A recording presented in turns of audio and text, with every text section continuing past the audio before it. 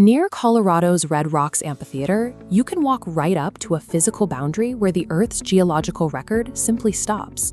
On one side, the rock is 1.7 billion years old.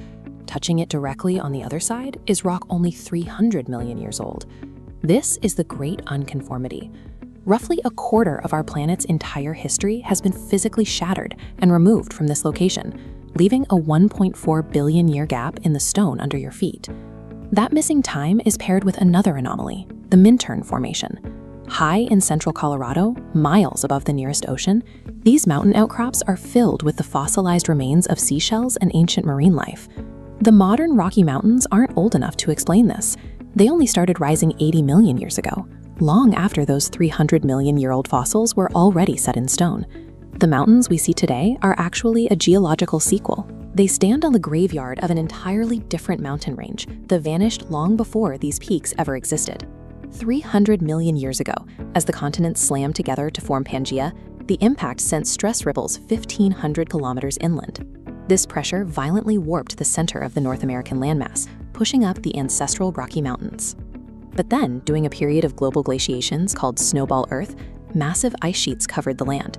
For millions of years, the weight of the ice acted as a relentless grinding mechanism against these newly formed peaks. Between that intense ice and tropical weathering, this entire first mountain range was completely flattened. 5 kilometers of solid rock was ground into dust and washed away. The leftovers of that ghost range, vast fans of iron-rich sand and gravel, were eventually compacted into the red sandstone fins of the Fountain Formation that characterize Colorado's modern landscape. The total destruction of the ancestral Rockies was a prerequisite.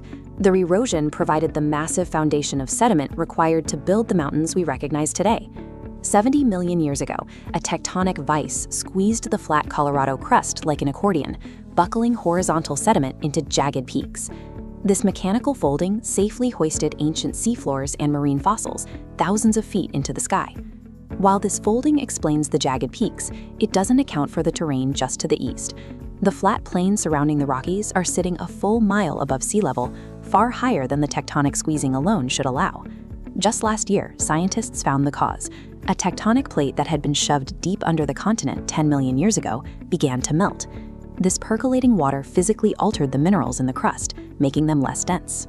The entire state became more buoyant, floating upward on the Earth's mantle like a marshmallow in hot cocoa. This combination of lateral squeezing and vertical lifting created a mile-high block of stone, ready for the final stage of sculpting. The sudden rise in elevation triggered intense erosion. Fast-flowing rivers were trapped in resistant bedrock, acting as liquid saws that carved deep, vertical chasms, like the Black Canyon of the Gunnison. During the more recent ice ages, glaciers, massive, slow-flowing rivers of ice, began to move through the high peaks. These glaciers acted like giant ice cream scoops, chiseling out the depressions for alpine lakes and leaving behind the knife-sharp, diamond-shaped peaks, coveted by skiers and climbers.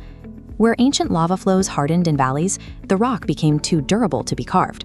This protected the strata underneath, creating flat-topped rule breakers, like the Table Mountains, that contrast with the jagged peaks.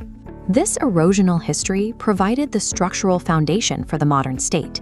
Glacial depressions now serve as drinking water reservoirs, while sedimentary basins hold vast energy reserves, and the high peaks support a multi-billion-dollar outdoor economy. The Rockies are not static. While tectonic forces are still gently pushing them up, relentless erosion is simultaneously tearing them down. The mountain's mass is slowly being dismantled, grain by grain, and redeposited far out onto the high plains. We have plenty of time to enjoy this geological sequel, but eventually, nature's cycles will win, and the Rocky Mountains will end up in Kansas.